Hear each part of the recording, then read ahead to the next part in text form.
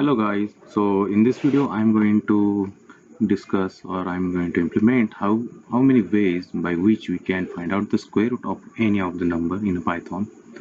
So basically there are the three ways that by which we can find out the square root of the number. So let's find out how we can do that.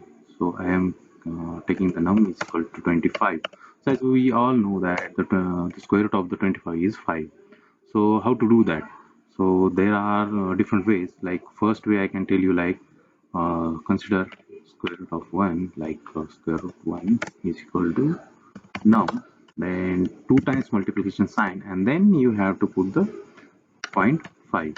So this way, this is the first way. Another way is like you have to add one library here. So I am just adding that port math.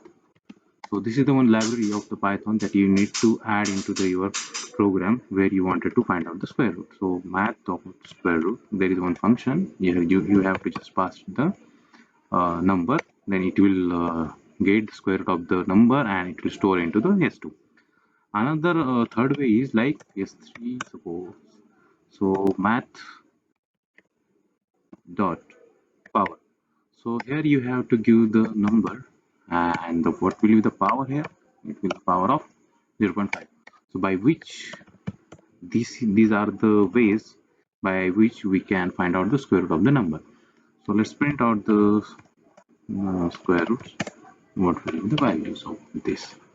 So for running this, I am using the PyCharm ID. So you can use directly command line also, but I am using it because it gives the folder structure and all it, and it also has lots of tools and everything it has configured. So it's the best way to use ID. So let's run the program. So here, yeah, you can see that 5, 5, 5. So both are every method of the finding the square root is giving the correct answer. So let's change it like 60. Let's try one more test. So it's giving you a 4. So this is how you can implement the square root program for any of the number in a Python. These are the three ways that you will be needing in your future career or something learning.